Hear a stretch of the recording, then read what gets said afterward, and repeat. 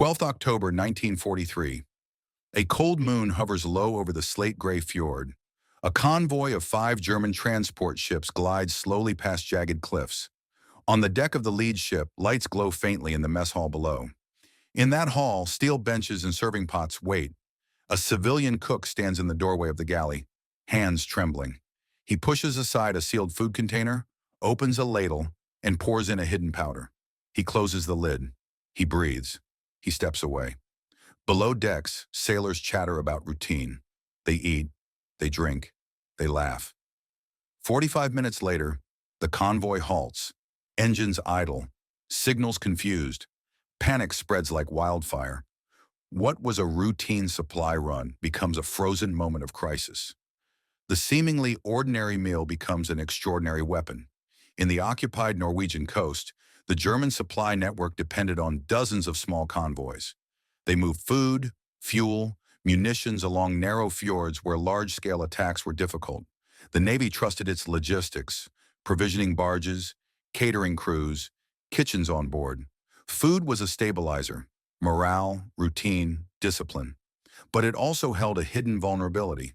The cook who triggered the disruption was a former merchant marine cook, requisitioned to serve aboard German supply ships. He observed the routines, same menus, same times, same canisters distributed from shore depots. He noted that crews trusted the chain implicitly: the supply depot, the documentation, the sealed tins. It seemed harmless. It seemed routine.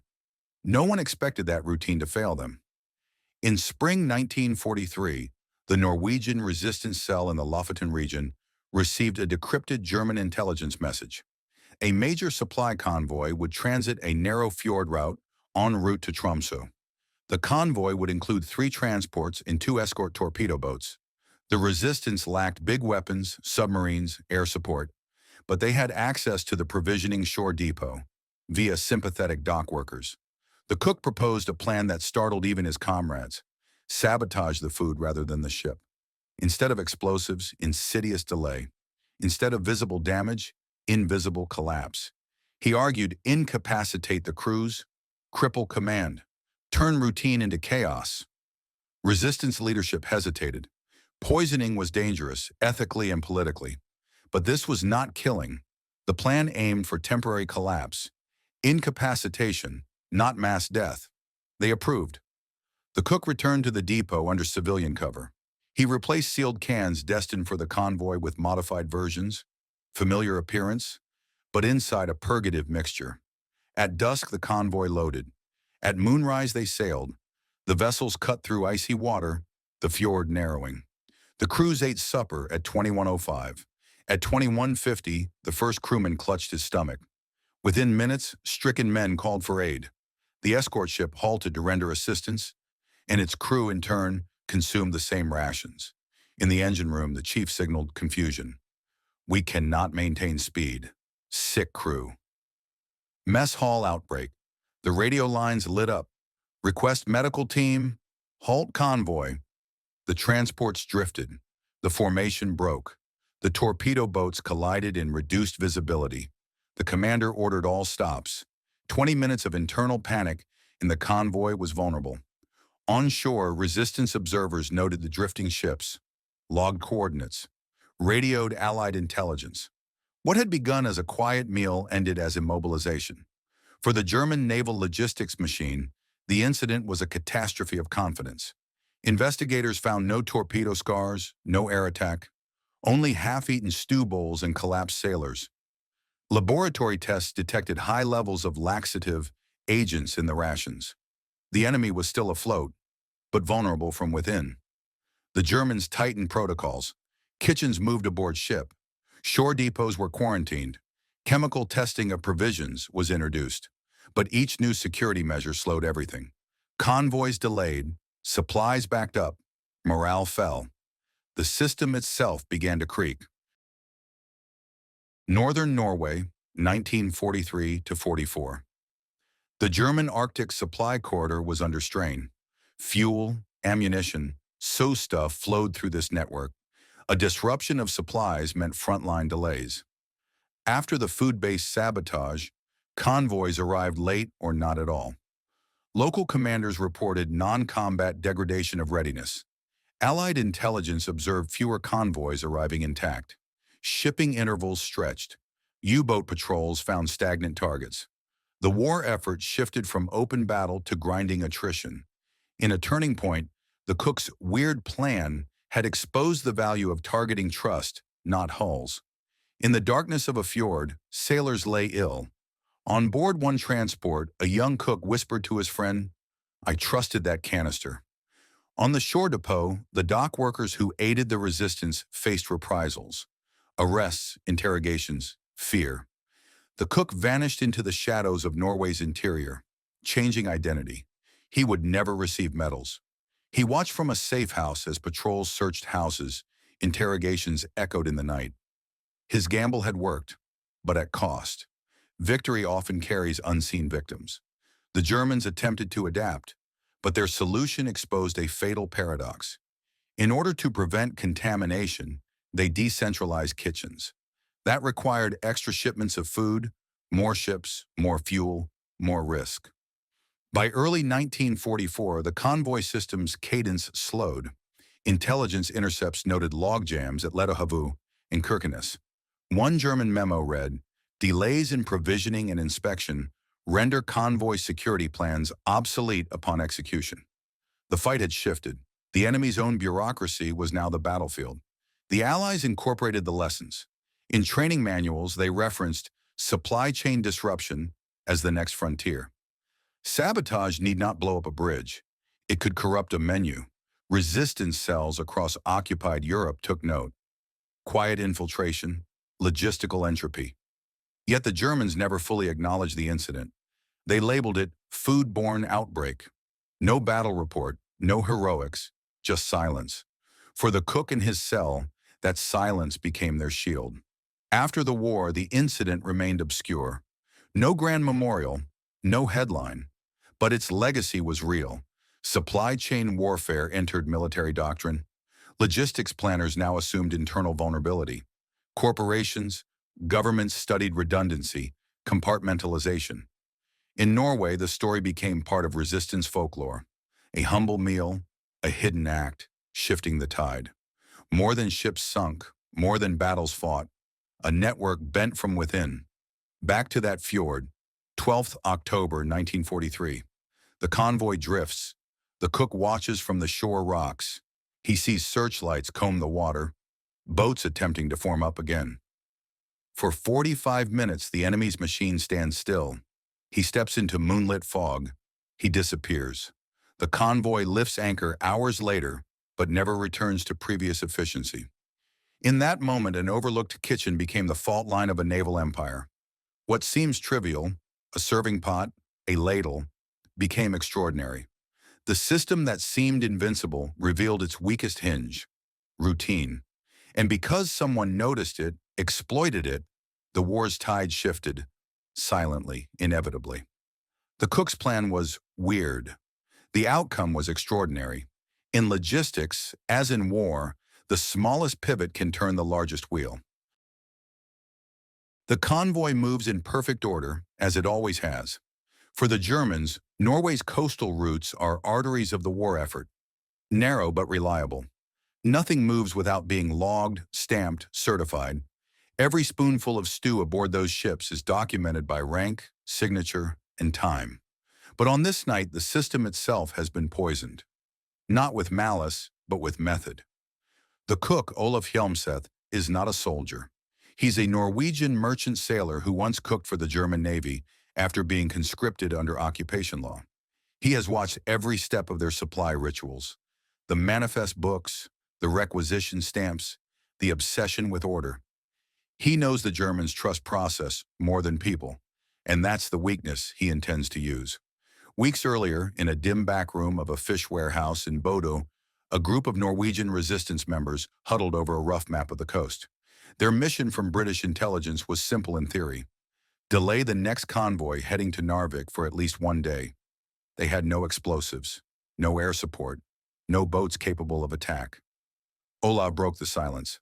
"What if they just can't sail?" he said. A few men laughed. "We can't sink them with jokes." But Olaf wasn't joking. He explained what he'd seen aboard German supply ships, how meals were centralized, cooked in bulk ashore, and distributed to each vessel in sealed tins. The Germans called it Proviant Verteilung System, a system that fed thousands daily. One depot mistake could ripple through an entire fleet. What if the food makes them stop? He said again. Calm, almost detached. The room fell silent. The idea sounded ridiculous.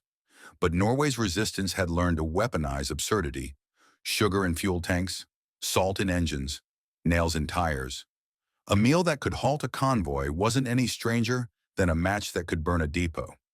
Olav wasn't a chemist, but he understood ingredients. He knew what made sailors sick. Spoiled lard, rancid oil, too much magnesium oxide. He remembered old tricks from merchant kitchens, where bad fats ruined entire crews. So he tested small combinations in secret. Animal grease mixed with castor oil and powdered magnesium. The result wasn't fatal, but it was explosive in another way. Within 40 minutes, anyone who ate it would be violently ill. That was enough. He and two collaborators infiltrated the provisioning warehouse, posing as dockhands. They switched 12 food canisters bound for the convoy's kitchen barge. The replacements looked identical. Same labels, same wax seals, same smell. By dawn, they were gone, blending into the civilian workforce. The convoy loaded as usual.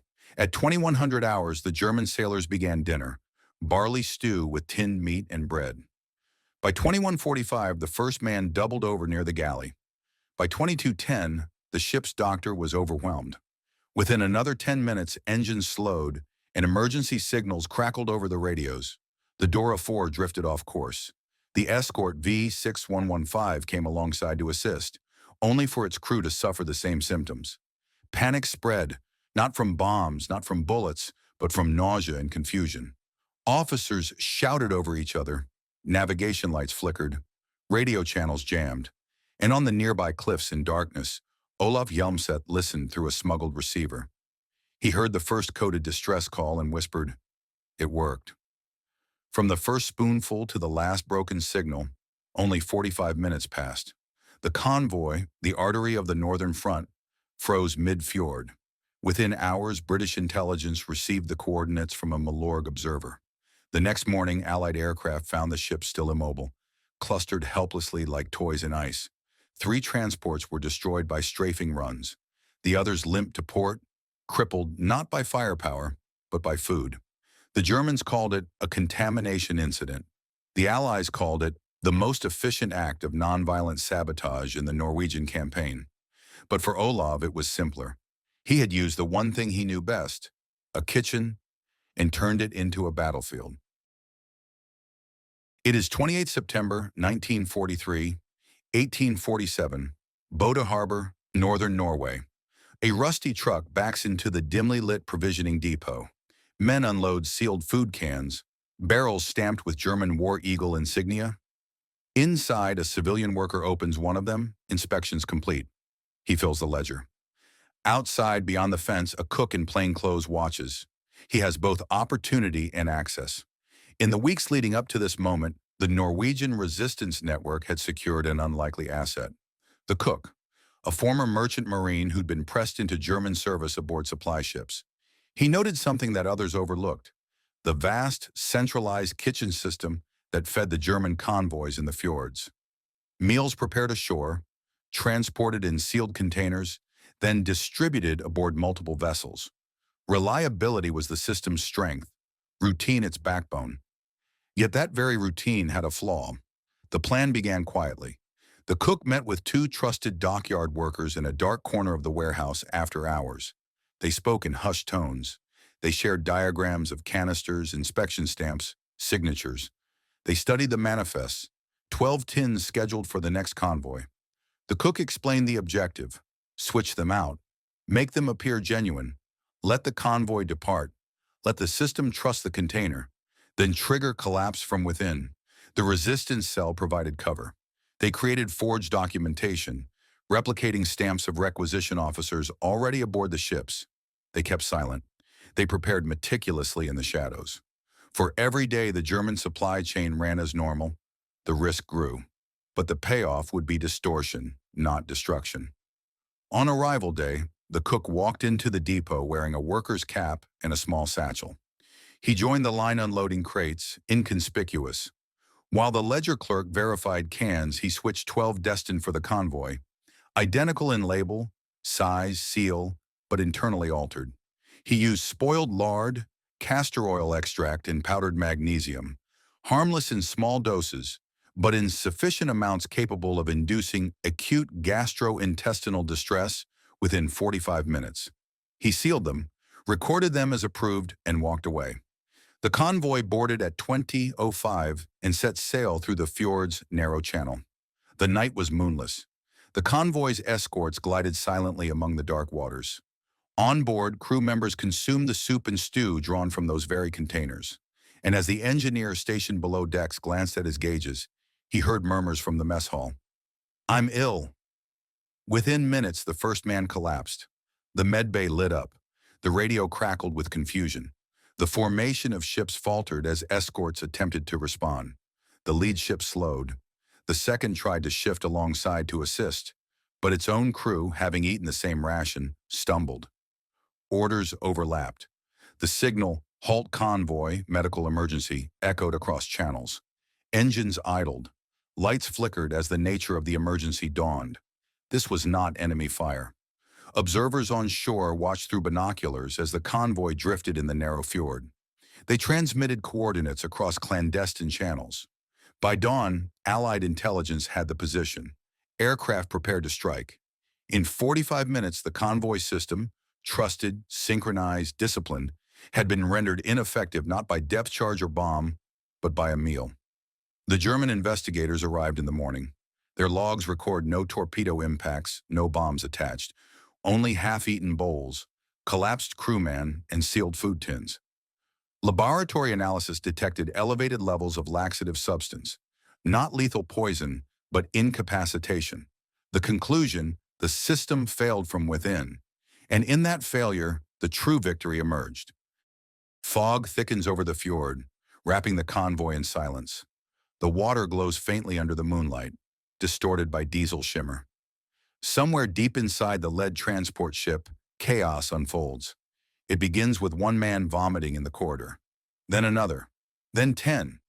The galley door bursts open. The air reeks of bile and boiling lard. The ship's doctor, Oberarzt Franz Mahler, thinks it's food poisoning. He orders saline, isolation, rest, but within minutes, he himself bends double in agony. On the bridge, confusion spreads faster than the sickness. "Maschinen, stop!" the first mate shouts. The engines power down. The convoy begins to drift. Radio chatter fills the dark. Fragmented Morse from ship to ship. Crew incapacitated. Unknown agent. Request medical. The escort V6115 breaks formation, edging closer to help. But as sailors climb across to the Dora 4, they too collapse.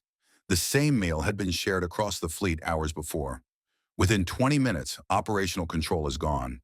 What had been a machine of precision becomes a tableau of disorder. Men crawling along decks, a commander retching over the railing, a medic slumped beside his supplies. Even the ship's dogs howl at the scent of something wrong. High above on the cliffs near Tisfjord, two resistance lookouts watch through binoculars.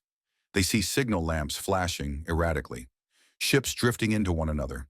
No return fire, no aerial strike, just paralysis. They transmit a coded message via hidden transmitter. Convoy stalled.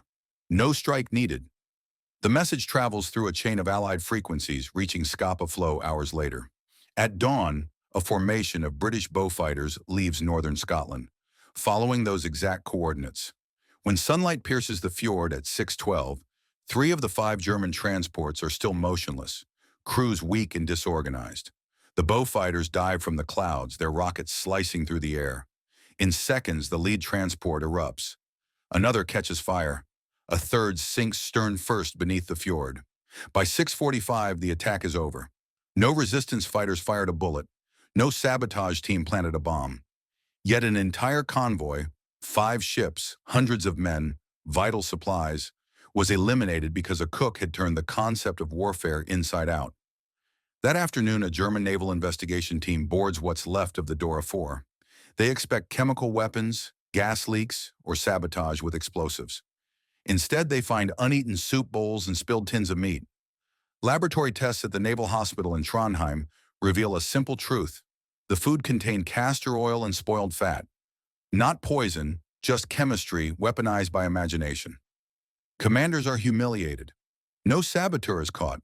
The convoy failure is buried under coded reports labeled Verdauungsstörung, Ursache unbekannt, digestive disorder, cause unknown.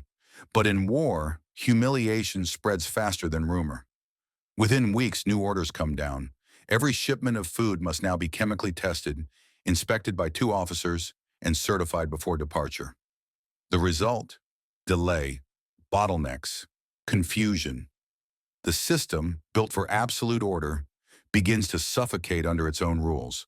And on the cliffs above, where the cook once stood in silence, the fjord remains still. 45 minutes of chaos had become 45 days of disruption. Stacks of incident reports pile high on a desk, each stamped dringend, urgent, each describing the same scene: sickness, disorder, ships immobilized, schedules missed. At the top, a summary from Kapitän zur See Wilhelm Tiedemann. Convoy 72A, incapacitated by contamination of provisions. Cause presumed local sabotage. Recommend immediate overhaul of provisioning system. What follows is bureaucratic panic. The German Naval Administration, famed for efficiency, now fears its own kitchens. Within 48 hours of the Tisfjord incident, all northern convoys are ordered to halt at port for inspection. Shore depots shut down for sanitation review. The Kriegsmarine dispatches chemical engineers from Hamburg to test every shipment, every canister, every ladle. But the paranoia spreads faster than the solution. Cooks are interrogated. Dock workers are detained. Norwegian civilians are rounded up under suspicion of sabotage. Many have no connection to resistance work, but the occupation authorities are desperate to reassert control. The result? Fear replaces routine. Men who once prided themselves on precision now question every instruction. Commanders double-check manifests, slowing the system further. Each precaution introduces new delay. Each delay weakens morale. By November, convoy departures from Narvik have fallen by almost 40%. Arctic outposts receive half their usual fuel. Aircraft patrols lose range. The entire logistical web, designed for speed, begins to choke itself. Meanwhile, Olav Hjelmseth is gone. He's slipped into the interior of Nordland, sheltered by farmers loyal to Malorg. His name vanishes from employment rolls. His face fades from the docks. He hears rumors of reprisals, arrests, interrogations, and a warehouse burned to the ground by German troops searching for evidence. He carries the guilt quietly. He never meant for anyone to die. He only wanted to stop a machine. But history is indifferent to intentions. The Allied liaison who receives his coded message writes in his report, "Sabotage successful. Convoy neutralized in 45 minutes. Immediate effect on supply reliability. Civilian impact unavoidable." The words civilian impact will haunt those who read them decades later. Inside Berlin's naval headquarters, the incident becomes an uncomfortable case study. The investigators conclude that no weapon can defend a system against its own overconfidence. The convoy's destruction, they write, originated from misplaced trust in procedure. And they are right. The German war machine in Norway runs like a clock. Every movement checked, verified, and stamped. But a clock's strength, its precision, is also its weakness. Remove one cog and it cannot improvise. The cook had found that cog and turned it just enough to jam the gears. For the Allies, this was the first tangible proof that psychological disruption could equal physical destruction. The Tisfjord incident circulates through Allied analysis under a new codename, Operation Soup Pot. It becomes required reading for Special Operations executive planners. A note in the margin of one report reads simply, "Delay is victory." Back in the fjords, the wrecks of the Dora 4 and her escorts rest beneath the water, invisible in the mist. Fishermen still avoid that stretch of sea, not out of superstition, but because the seabed remains littered with twisted metal and rusting barrels of forgotten food. 45 minutes changed the rhythm of a war. Not by fire, not by steel, but by a spoon and a plan that no one took seriously. Ice grinds against the hulls of idle ships in Narvik Harbor. The wind howls through the masts like a dirge. Inside the command offices, typewriters clatter without conviction. The Kriegsmarine has entered a new kind of war, one fought not by bullets, but by uncertainty. Since the Tysfjord convoy's collapse, the German Navy has imposed new rules across Norway's coast. Every meal must be chemically tested, every depot worker cross-examined, every manifest verified twice. Yet the tighter the control, the slower the movement. Convoys that once sailed daily now wait weeks for clearance. To the high command, this looks like diligence. To the resistance, it looks like victory. Allied analysts at Bletchley Park begin noticing patterns in decrypted German traffic. Reports of internal delays, crew incapacitation, inspection backlogs. They see no enemy engagement, no bombs, no sabotage teams, just friction.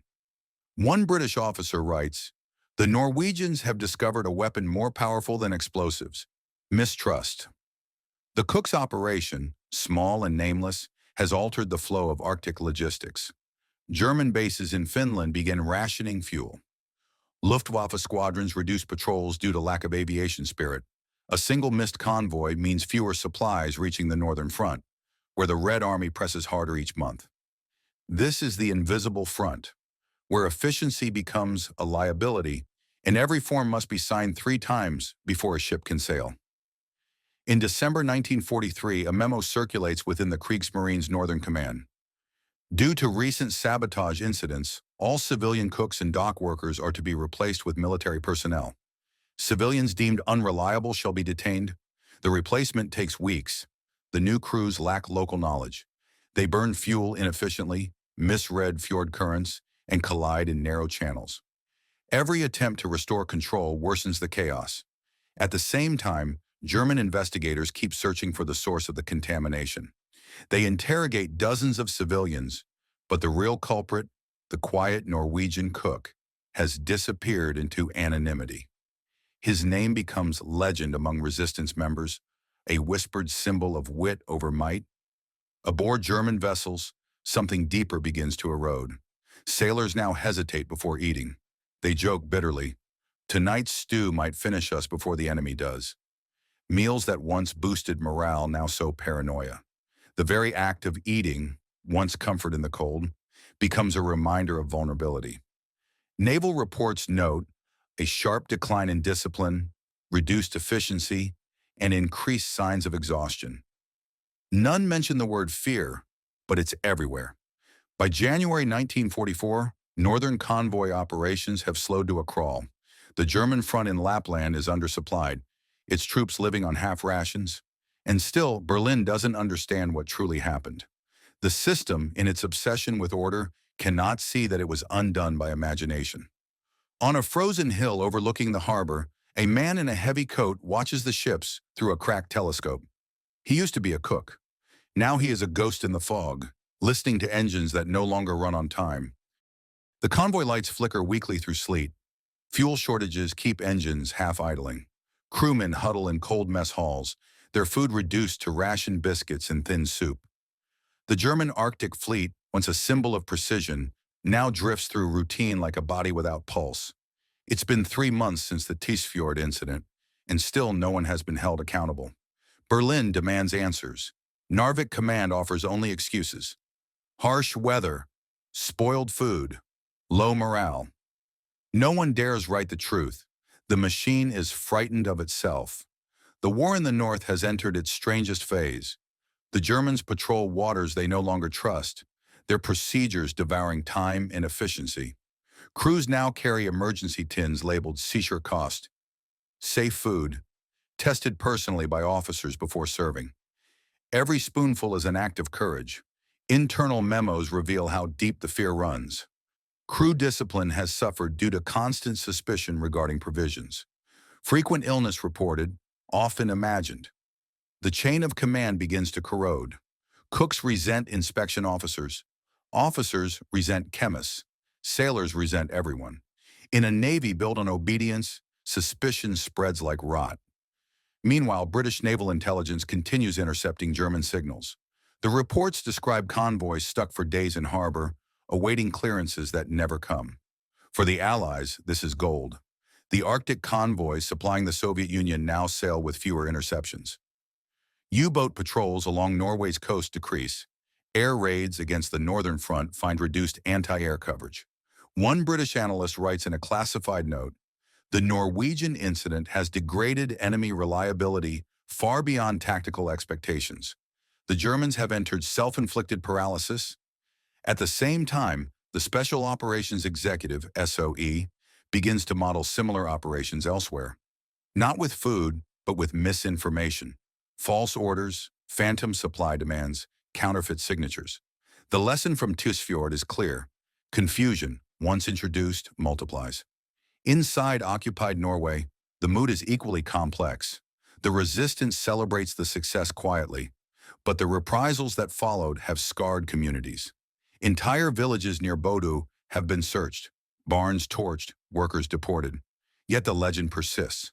People whisper of Supaslaget, the soup battle. It becomes folklore, the night a meal stopped an empire. In taverns and safe houses, they retell it as proof that wit can wound more deeply than warships. The cook's name is never mentioned. It's safer that way. By spring 1944, Arctic weather worsens. Supply routes tighten. German command, still reorganizing after endless procedural reforms, can no longer sustain the tempo of northern operations. The Wehrmacht's 20th Mountain Army begins rationing fuel and ammunition, all because, months earlier, a handful of men used a kitchen to test the limits of military order. On the cliffs near Tysfjord, locals claim they can still see ghost lights some nights. The reflection of lost ships beneath the water. The sea keeps its secrets, but the ripples of that one act continue outward. Not just through the fjords, but through the very logic of modern warfare. A lesson whispered through time. Stacks of decrypted German messages spill across the table. Cigarette smoke curls through the stale air as an intelligence officer draws a line between two reports. Tysfjord incident, October 43, and Convoy red delays, February 44. He circles both and writes a single word in the margin, causal. For the first time, British analysts recognize that the chaos in Norway's supply system isn't coincidence, it's consequence. What began as a single act of sabotage has metastasized into systemic collapse. A confidential memo is drafted for the Admiralty and Special Operations Executive. It reads, Subject, indirect disruption of enemy naval supply through psychological interference. Summary, the sabotage conducted by Norwegian elements in late 1943 caused prolonged paralysis in German logistics due to induced procedural mistrust. Observation, enemy now suffers delay through his own inspection protocols. Recommendation, replicate method. Attack systems of trust, not infrastructure. They name it Model Tysfjord.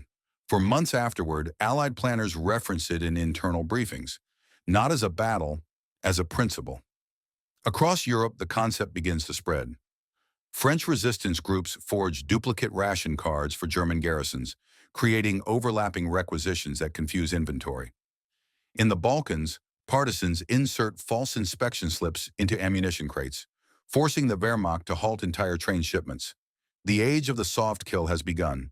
The Allies are learning that a functioning enemy can be disabled without firing a shot, by making him distrust his own procedures. This is the unseen front of the Second World War, the war of logistics, deception, and confidence. In Berlin, the Naval High Command convenes a closed session to address the growing breakdown in northern operations. Admiral Rolf Karls reads the investigation report on Tysfjord aloud. His voice is flat, humiliated. The document concludes, failure originated from procedural vulnerability, too much dependence on fixed systems, too little flexibility of human command. He pauses, looks around the table and says quietly, Gentlemen, the machine has eaten itself. The room stays silent. Everyone knows what that means. The Kriegsmarine's own order has become its weakness. While intelligence agencies dissect the event from afar, the man who caused it all lives nameless in the Norwegian interior. He moves between farms, cooking for resistance hideouts, always under assumed identities. He never learns how far the ripple went, how his experiment in disruption became a model for future strategy. He doesn't see the memos, the British analysts, or the German panic. For him, the operation was personal, a way to resist without killing. He once told a fellow partisan, "They made us feed their war. I just gave them what they ordered." By late 1944, Allied Command uses Tisfjord as a teaching case in sabotage training manuals. It's labeled Case 17B, Logistics Contagion. The lesson is clear. Every organized system, no matter how vast, is bound by the trust that holds it together. Undermine that, and even an empire can stall. What began as a cook's weird plan has turned into a strategic revelation. And as the war in Europe tilts toward its final phase, the story of the frozen convoy in a Norwegian fjord becomes something more than legend. It becomes precedent. Snowmelt runs down the cliffs above Tisfjord. The war is over. The German garrison in Narvik has surrendered. But in the small fishing village of Skarberget, no one celebrates loudly. They have lived under occupation, suspicion, and fear for 5 years. Now they live with ghosts. In the ruins of a former supply depot, children find rusted food canisters stamped with the eagle and swastika, the same model that once carried the poisoned provisions. The markings are still visible. The metal still smells faintly of fat and salt. An Allied investigator photographing the site notes the date on the tins and connects it to a forgotten incident. Convoy 72A, October 1943, cause food contamination. He doesn't realize that he's looking at the remains of one of the most effective acts of sabotage in the European theater. The Norwegian resistance network, Milorg, submits post-war records to London. Their report lists over 1,000 confirmed operations, demolitions, ambushes, intelligence relays. The Tusfjord event is not among them. It survives only as rumor. A sickness convoy, a miracle of the fjord. Olav Hjelmset's name never appears in the archives. Some say he died in a blizzard returning from a mountain safe house. Others claim he fled south after the German reprisals that killed dozens of civilians near Bodø. No one truly knows. To the resistance veterans, that anonymity feels right. The operation was never about recognition. It was about balance, restoring control to a people who had lost it. Captured Kriegsmarine officers are questioned by Allied interrogators. When asked about the Tisfjord disaster, they shift uncomfortably. Some call it an accident. Others admit it destroyed morale more thoroughly than any Allied bomb. One officer, Captain Mailer, the same ship's doctor who had collapsed during the incident, writes in his deposition, "It was not poison, it was fear." After that night, no one trusted anything. Not the cooks, not the system, not the orders. We lost faith, and faith is what keeps a fleet moving. The Allies keep a statement classified for decades. As reconstruction begins, military historians begin to reassess what victory actually looked like. In vast archives of statistics and tonnage, the Tisfjord incident appears as a footnote. One convoy lost to internal malfunction. But behind those words lies something larger. Proof that human systems, no matter how organized, can collapse when faith in their own order breaks. From an invisible kitchen war emerged a new understanding. That efficiency, when absolute, is brittle. That control, when perfect, cannot adapt.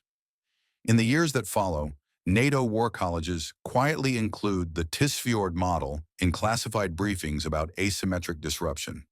Not as myth, as precedent.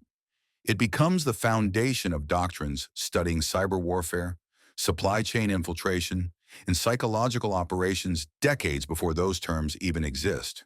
And all of it began in a galley, under the flicker of a single oil lamp, with a cook who decided that the most powerful act of defiance was to make the enemy's system turn against itself. On calm nights, fishermen still claim the fjord hums, a low metallic echo from the wrecks below. Maybe it's the tide.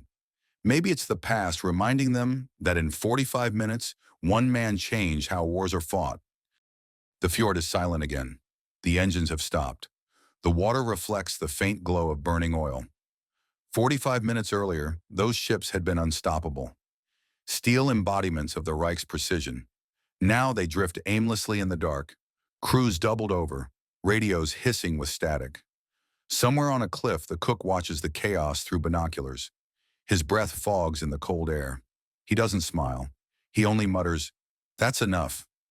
Decades later, historians trying to piece together Norway's wartime resistance will call the Tysfjord event a ghost operation. No documents, no official record, just a scattering of German reports and Allied footnotes. Yet the story refuses to vanish. It surfaces in whispered anecdotes, in regional folklore, in naval archives mislabeled as food safety incidents. The myth persists because it feels like something greater than sabotage. It's a parable of how arrogance collapses, of how small acts ripple into vast consequences. A reminder that even in an age of total war, imagination could wound deeper than artillery. By the 1950s, military theorists studying World War II logistics identify Tissure as a turning point.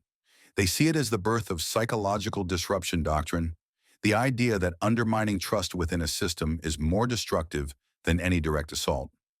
Cold War strategists adapt the concept to new arenas: communications interference, misinformation campaigns, economic sabotage. The blueprint is the same. A former British analyst, years after retirement, wrote, "We learned that the most efficient enemy was also the most fragile.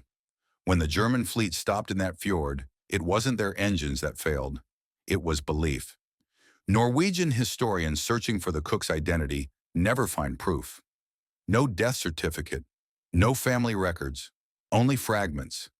An employment log from a supply barge, initials matching OH, erased after 1943. Perhaps he lived quietly, returning to the sea under another name. Perhaps he never returned at all. His victory, if he knew it, was brief, but history carried it farther than he ever imagined. In 1971, a Norwegian naval historian wrote of the incident. It lasted less than an hour, yet the echo shaped decades of warfare, not through destruction, through hesitation. The water is calm now. The wrecks lie deep, their decks covered in silt. The waves erase the sounds of panic that once echoed there. Above them, gulls circle, indifferent witnesses to forgotten brilliance. And somewhere in that darkness, sealed in the cold mud, lie the remnants of those tin canisters. Small, rusted symbols of one truth that outlived the war. That power built on order collapses when order becomes blind. 45 minutes. That's all it took for one cook's weird idea to stall a fleet, expose an empire's flaw, and rewrite the quiet rules of modern warfare. No medals, no headlines. Just the unshakable knowledge that sometimes history doesn't turn with explosions, it turns with a spoon. If you enjoyed this video, don't forget to like, comment, and subscribe for more World War II stories.